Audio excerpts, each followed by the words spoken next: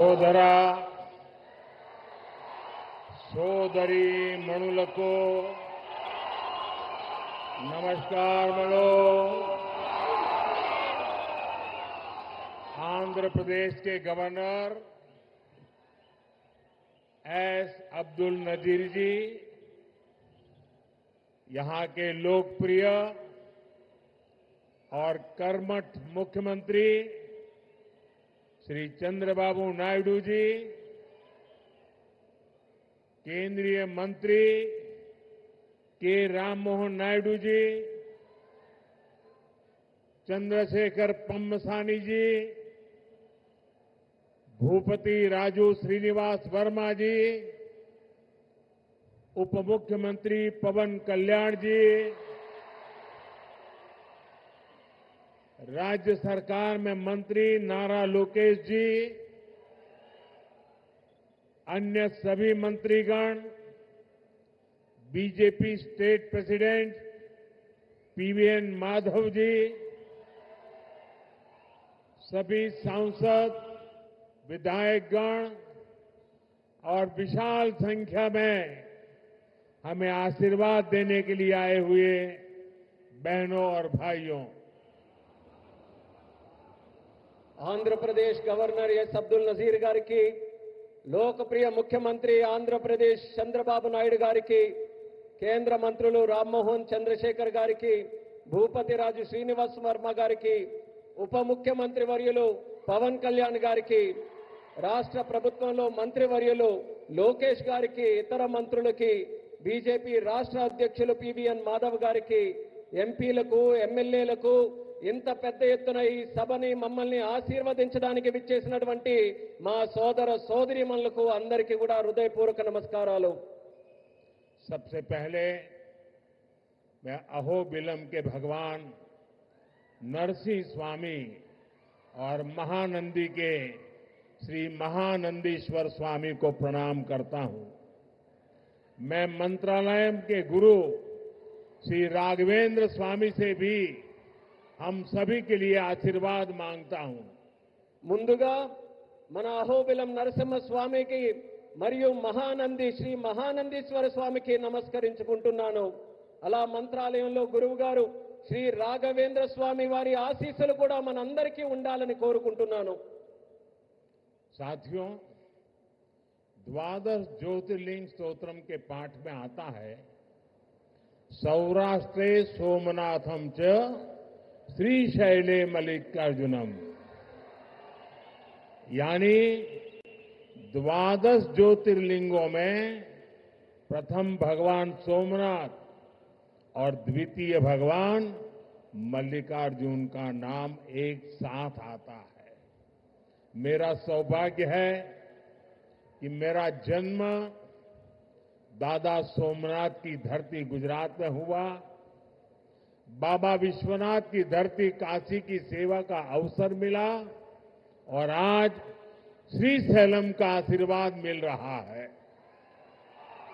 మిత్రులారా, ద్వాదశ జ్యోతిర్లింగ స్తోత్రంలో ఇలా చెప్పబడింది, సౌరాష్ట్రే సోమనాథం చ శ్రీశైలే మల్లికార్జునం, అంటే 12 జ్యోతిర్లింగాలలో మొట్టమొదటి సోమనాథుడైతే రెండవది మన మల్లికార్జునుడు। నా అదృష్టం ఏంటంటే దాదా సోమనాథుని భూమి అయిన గుజరాత్లో నేను జన్మించాను, అలాగే బాబా విశ్వనాథుని భూమి అయిన కాశీకి సేవ చేసే అవకాశం నాకు లభించింది। మరియు ఈ రోజు నేను శ్రీశైలం స్వామివారి ఆశీస్సులు ఈ రోజు పొందాను। साथियों, श्रीशैलम में दर्शन के बाद मुझे शिवाजी स्फूर्ति केंद्र जाकर उन्हें श्रद्धांजलि अर्पित करने का अवसर मिला। मैं इस मंच से भी छत्रपति शिवाजी महाराज को नमन करता हूं। మిత్రులారా, శ్రీశైలం దర్శనం తర్వాత ఛత్రపతి శివాజీ స్ఫూర్తి కేంద్రాన్ని సందర్శించుకుని ఆయనకు నా శ్రద్ధాంజలి అర్పించుకునే అవకాశం కూడా లభించింది। ఈ వేదిక నుంచి మరొకసారి ఛత్రపతి శివాజీ మహారాజ్కి కూడా నా నివాళులు అర్పించుకుంటున్నాను। मैं अल्लमा प्रभु और अक्क महादेवी जैसे शिव भक्तों को भी प्रणाम करता हूं। मैं श्री उయ్యాలవాడ नरसिम्हा रेड्डी गारू और हरि सर्वोत्तम राव जैसे महान स्वतंत्र सेनानियों को श्रद्धापूर्वक नमन करता हूं। అల్లమ్మ ప్రభు మరియు అక్క మహాదేవి వంటి గొప్ప శివభక్తులకి కూడా నేను నా నమస్కారాలు తెలియజేసుకుంటున్నాను. శ్రీ ఉయ్యాలవాడ నరసింహారెడ్డి గారు మరియు హరి సర్వోత్తమరావు గారు వంటి గొప్ప స్వాతంత్ర సమరయోధులకి కూడా నా శ్రద్ధాంజలి అర్పించుకుంటున్నాను. साथियों, हमारा आंध्र प्रदेश स्वाभिमान और संस्कृति की धरती है और साथ ही साइंस और इनोवेशन का सेंटर भी है। यहां असीमित संभावनाएं भी है और युवाओं का अनंत सामर्थ्य भी है। మిత్రులారా, మన ఆంధ్రప్రదేశ్ ఆత్మ గౌరవానికి మరియు సంస్కృతికి నిలయం. మరి ఇది సైన్స్ కు ఇన్నోవేషన్ కి కూడా ఒక కేంద్రం. ఇక్కడ అనంతమైన అవకాశాలు ఉన్నాయి మరియు ఇక్కడ యువతకి అపారమైనటువంటి శక్తి కూడా కలిగి ఉంది. आंध्र को अगर जरूरत थी तो सही विजन और सही नेतृत्व की जरूरत थी। आज चंद्रबाबू नायडू गारू और पवन कल्याण गारू के रूप में आंध्र के पास वो विजनरी लीडरशिप भी है और केंद्र सरकार का पूरा सहयोग भी है। ఆంధ్రాకి ఏదైనా అవసరం ఉంది అంటే ఒక సరైన విజన్ మరియు సరైన నాయకత్వంతాలకు అవసరం ఉంది. నేడు చంద్రబాబు నాయుడు గారు మరియు పవన్ కళ్యాణ్ గారి రూపంలో ఆంధ్రాకి ఆ శక్తివంతమైనటువంటి నాయకత్వం ఉంది మరియు కేంద్ర ప్రభుత్వం తాలూకా పూర్తి మద్దతు కూడా లభిస్తుంది. साथियों, पिछले 16 महीनों में आंध्र प्रदेश में विकास की गाड़ी तेज गति से दौड़ रही है। डबल इंजन की सरकार में अभूतपूर्व प्रगति हो रही है। आज दिल्ली और अमरावती मिलकर तेज विकास की दिशा में आगे बढ़ रहे हैं। మిత్రులారా, గత 16 నెలల్లో ఆంధ్రప్రదేశ్లో అభివృద్ధి తాలూకా వాహనం శరవేగంగా కదులుతుంది.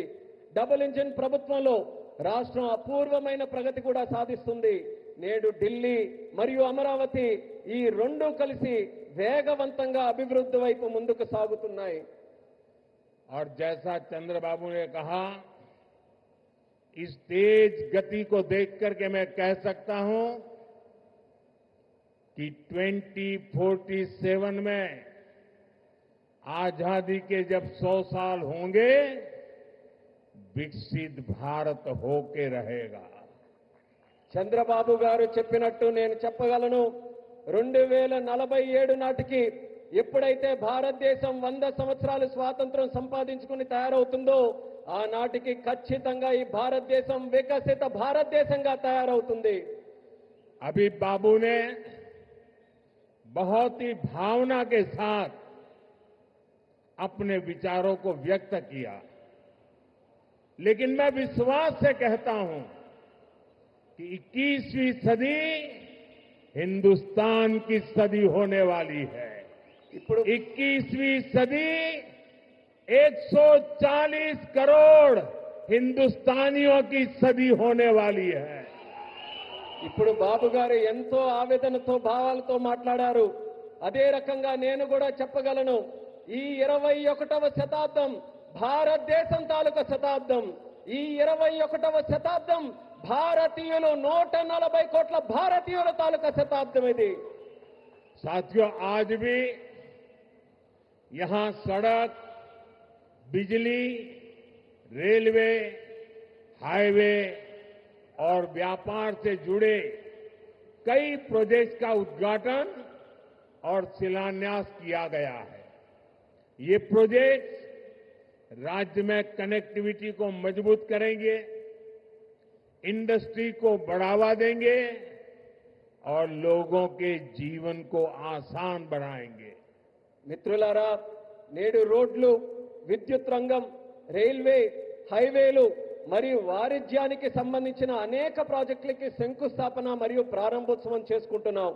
ఈ ప్రాజెక్టు వల్ల రాష్ట్రంలో కనెక్టివిటీ బలోపేతం అవుతుంది మరియు పరిశ్రమలకి ఊతమిస్తూ మరియు ప్రజల జీవితాన్ని కూడా సులభం చేసే అవకాశం కల్పిస్తుంది. इन परियोजनाओं से करनूल और आसपास के इलाकों को बहुत फायदा मिलेगा. मैं इन परियोजनाओं के लिए राज्य के सभी लोगों को बधाई देता हूं. ఈ ప్రాజెక్టుల వల్ల కర్నూలు మరియు పరిసర ప్రాంతాలకు ఎంతో ప్రయోజనం చేకూరుతుంది. ఈ ప్రాజెక్టుల కోసం రాష్ట్ర ప్రజలందరికీ కూడా మరొక్కసారి నా తాలూకా అభినందనలు తెలియజేసుకుంటున్నాను. साथियों, किसी भी देश और राज्य विकास के लिए एनर्जी सिक्योरिटी बहुत जरूरी है. आज यहां बिजली के क्षेत्र में अराउंड 3,000 करोड़ रुपीस का ट्रांसमिशन प्रोजेक्ट शुरू हुआ है. इससे देश की एनर्जी कैपेसिटी और बढ़ेगी. మిత్రులారా, ఏ దేశమైనా రాష్ట్రమైనా అభివృద్ధి చెందాలనంటే ఇంధన భద్రత చాలా కీలకం. నేడు విద్యుత్ రంగంలో కూడా దాదాపు 3,000 కోట్ల రూపాయలు విలువైన ట్రాన్స్మిషన్ ప్రాజెక్టులు కూడా మనం ప్రారంభించుకుంటున్నాం. దీని ద్వారా దేశం తాలూకా ఇంధన సామర్థ్యం కూడా మరింత పెరగబోతుంది. साथियों, तेज विकास के बीच हमें पुरानी स्थितियों को भी भूलना नहीं है.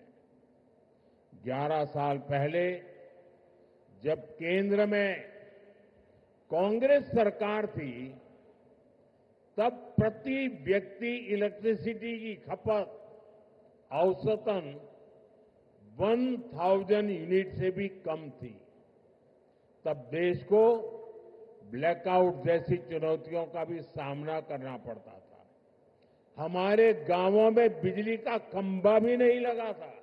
మిత్రులారా, వేగవంతమైన అభివృద్ధి మధ్య మనం గతాన్ని మాత్రం మర్చిపోకూడదు.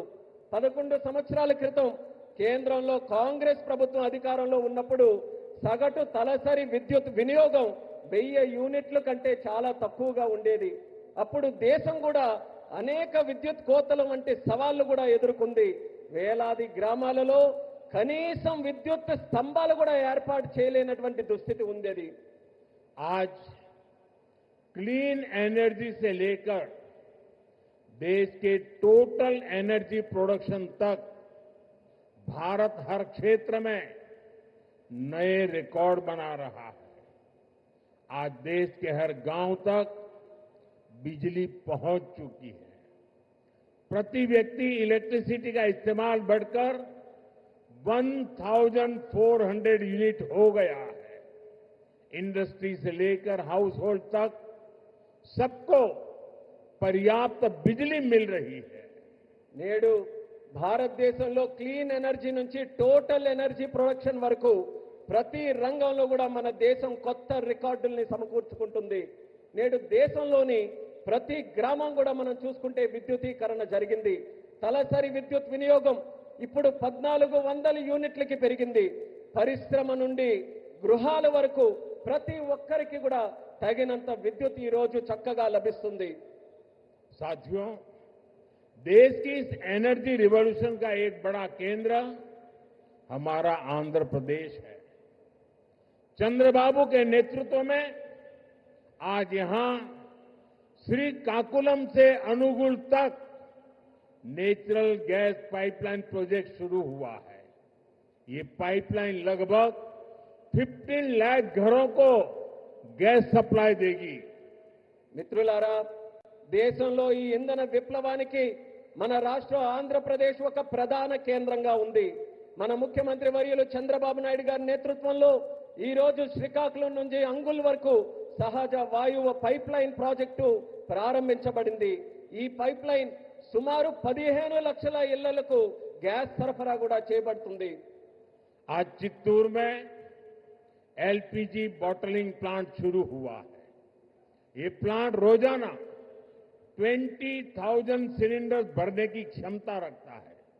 इससे लोकल ट्रांसपोर्ट और स्टोरेज सेक्टर में जॉब बढ़ेगी, युवाओं को नए अवसर मिलेंगे.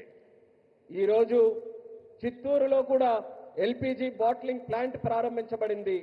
ఈ ప్లాంట్ రోజుకు 20,000 సిలిండర్లను నింపే సామర్థ్యం కలిగి ఉంది. ఇది స్థానిక రవాణా మరియు స్టోరేజ్ రంగంలో ఉద్యోగాలను పెంచుతుంది మరియు యువతకి మరిన్ని కొత్త అవకాశాలు కూడా కల్పించే బాధ్యత తీసుకుంటుంది. साथियों, विकसित भारत के लक्ष्य तक तेजी से पहुंचने के लिए आज देश में मल्टी मॉडल इंफ्रास्ट्रक्चर का विकास हो रहा है.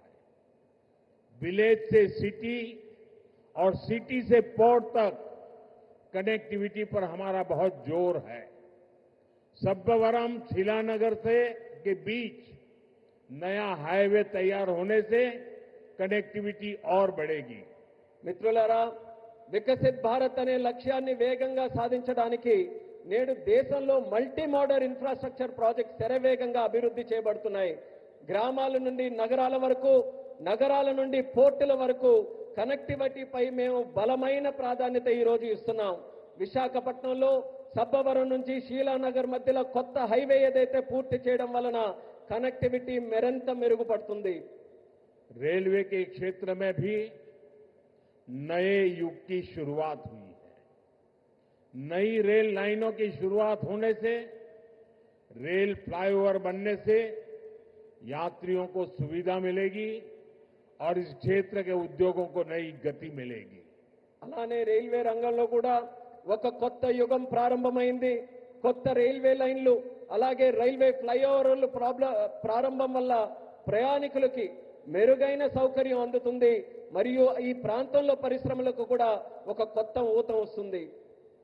साथियों, आज 2047 के विकसित भारत का संकल्प हम सबके सामने है और इस संकल्प को स्वर्ण आंध्रा के लक्ष्य से नई ऊर्जा मिल रही है.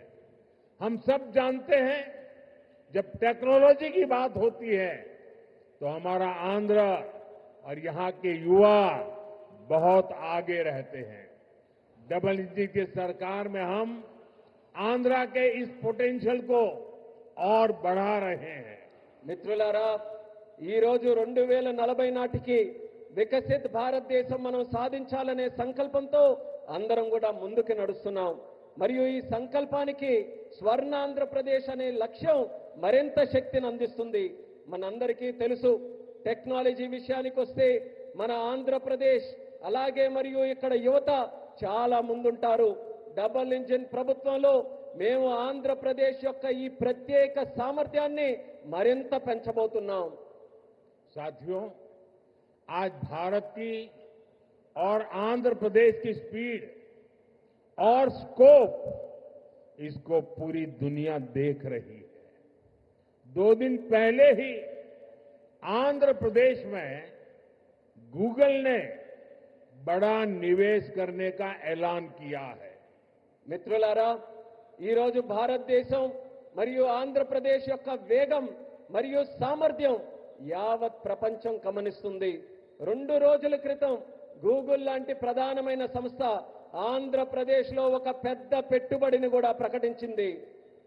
गूगल यहां हमारे आंध्र प्रदेश में भारत का पहला आर्टिफिशियल इंटेलिजेंस हब बनाने जा रही है. और कल जब मैं गूगल के सीईओ से बात कर रहा था, उन्होंने मुझे कहा कि अमेरिका के बाहर दुनिया के कई देशों में हमारा निवेश है, लेकिन सबसे ज्यादा निवेश अब हम आंध्र में करने जा रहे हैं. इस नए एआई हब में powerful AI infrastructure, data centre capacity, large scale energy sources और एक्सपांडेड फाइबर ऑप्टिक नेटवर्क शामिल है. నిన్న గూగుల్తో నేను మాట్లాడుతున్నప్పుడు తెలుసుకున్నాను, వాళ్ళు కూడా నాకు చెప్పారు, అమెరికా బయట చాలా పెట్టుబడులు మా ఉన్నాయి, కానీ అన్నిటికంటే అందులో పెద్ద పెట్టుబడి మేము ఆంధ్రాలో నేడు పెట్టబోతున్నామని వాళ్ళందరూ కూడా నాకు చెప్పారు.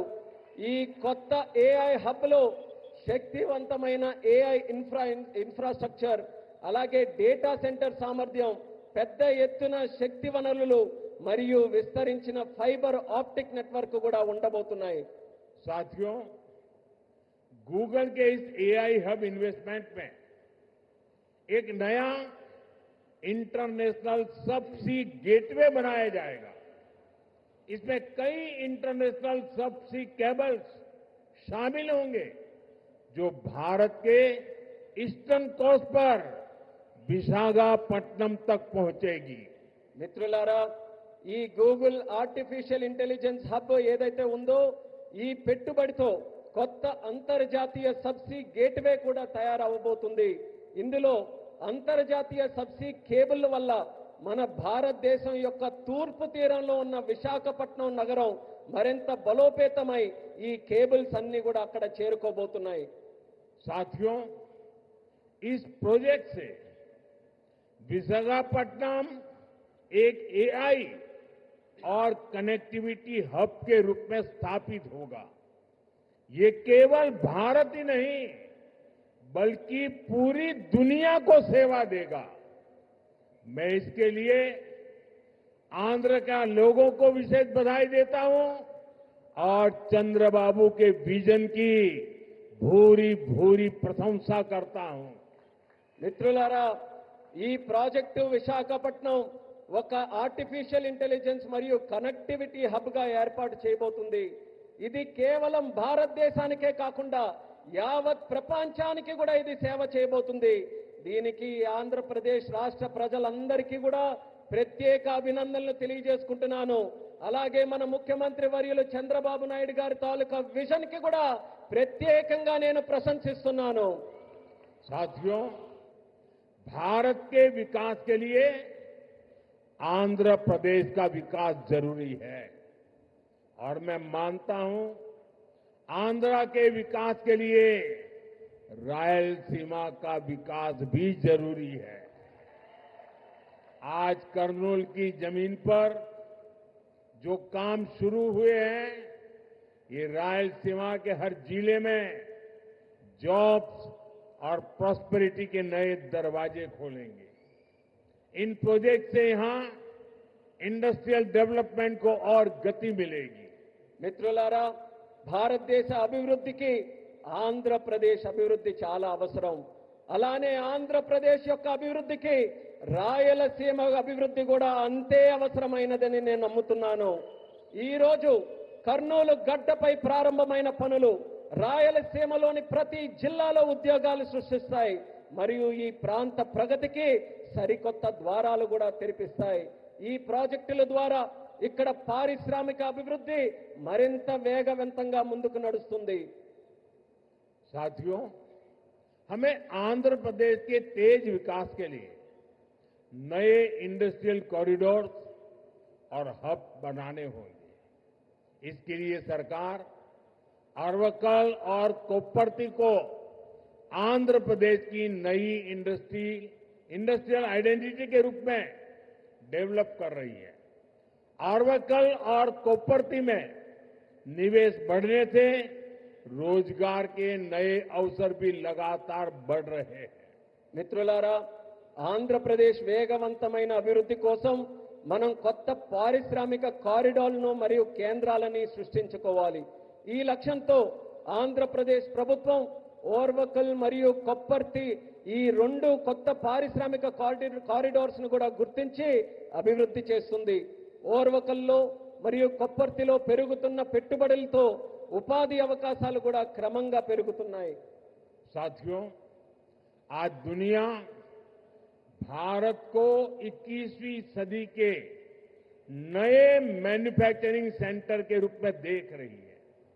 इस सफलता का सबसे बड़ा आधार है आत्मनिर्भर भारत का विजन। हमारा आंध्र प्रदेश आत्मनिर्भर भारत की सफलता का एक प्रमुख केंद्र बन रहा है। మిత్రులారా, నేడు ప్రపంచం భారతదేశాన్ని 21వ శతాబ్దానికి ఒక తయారీ కేంద్రంగా చూస్తుంది. ఈ విజయానికి అతిపెద్ద పునాది మన ఆత్మనిర్భర్ భారతదేశం యొక్క విజన్. ఆత్మనిర్భర్ భారతదేశం సాధించడానికి మన ఆంధ్రప్రదేశ్ ఒక కీలక కేంద్రంగా మారబోతుంది. साथियों, कांग्रेस सरकारों ने आंध्र प्रदेश की क्षमताओं की उपेक्षा करके पूरे देश का नुकसान किया था।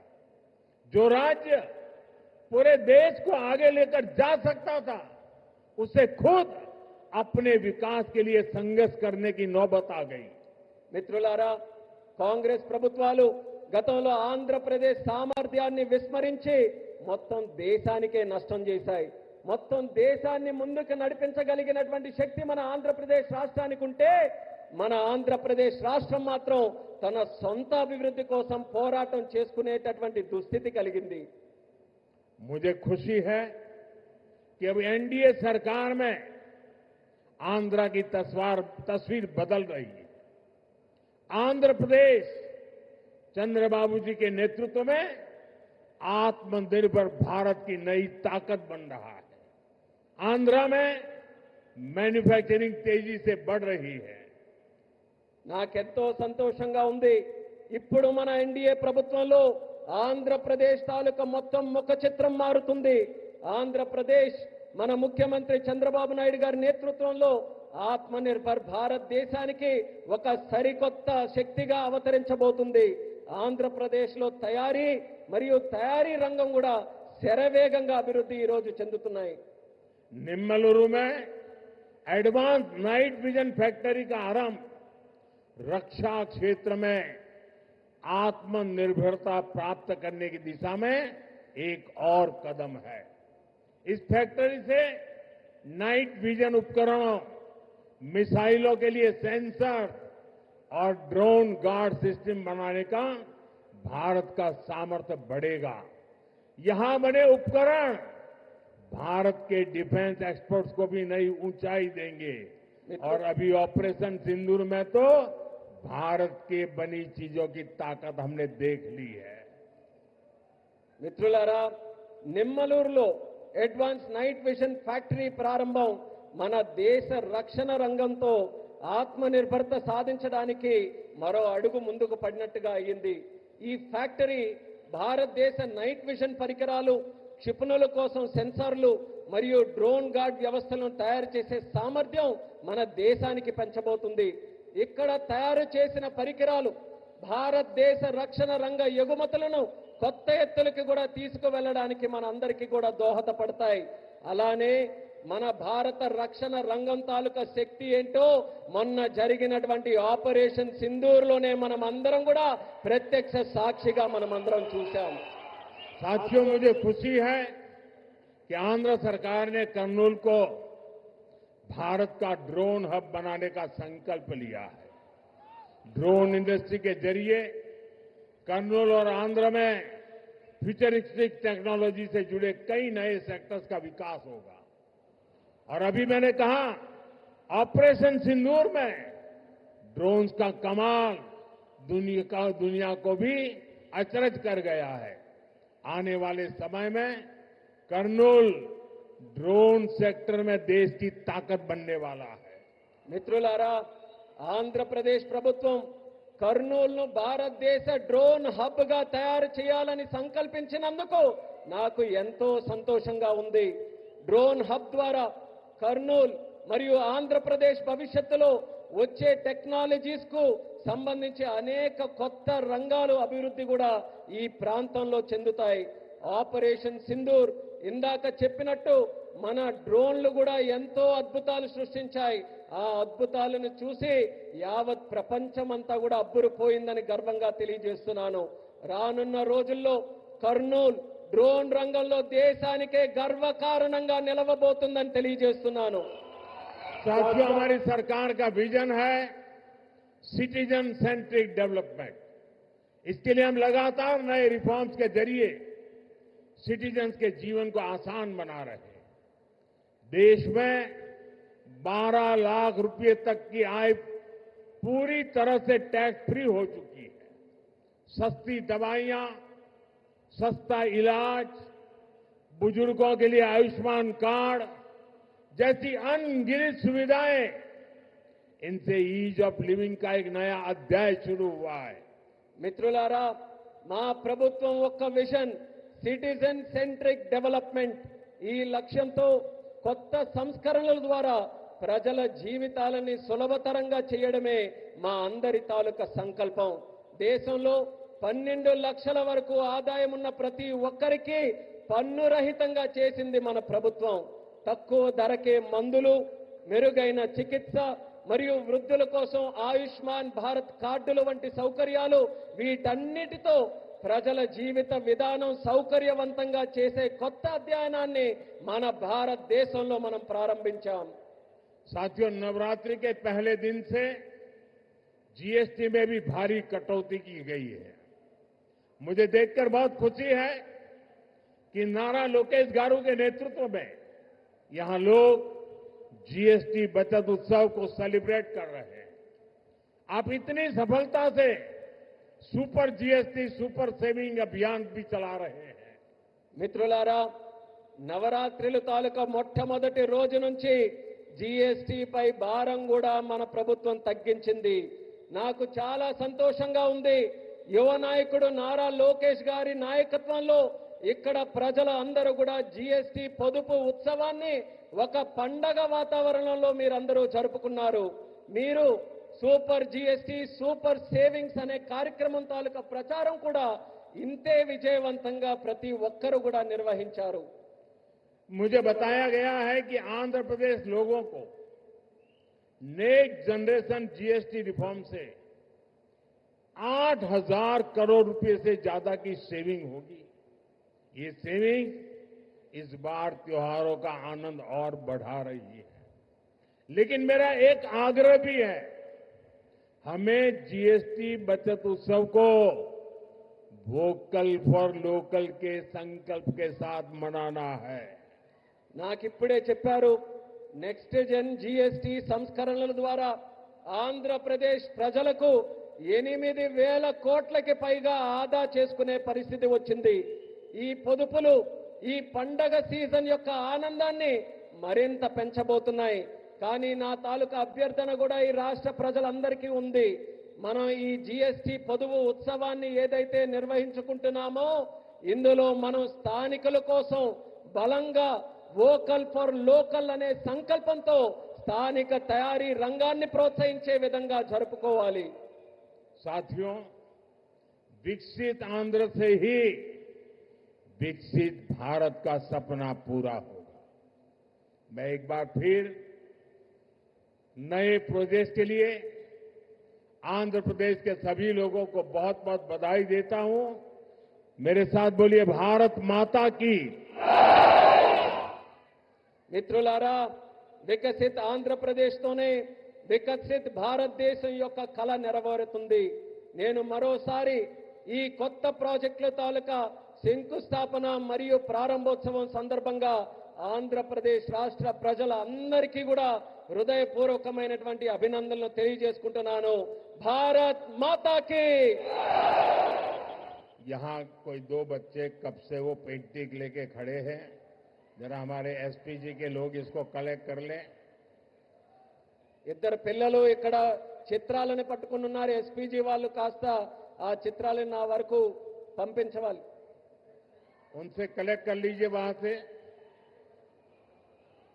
मेरे साथ बोलिए, भारत माता की జై, भारत माता की జై, भारत माता की జై. बहुत बहुत धन्यवाद। అందరికీ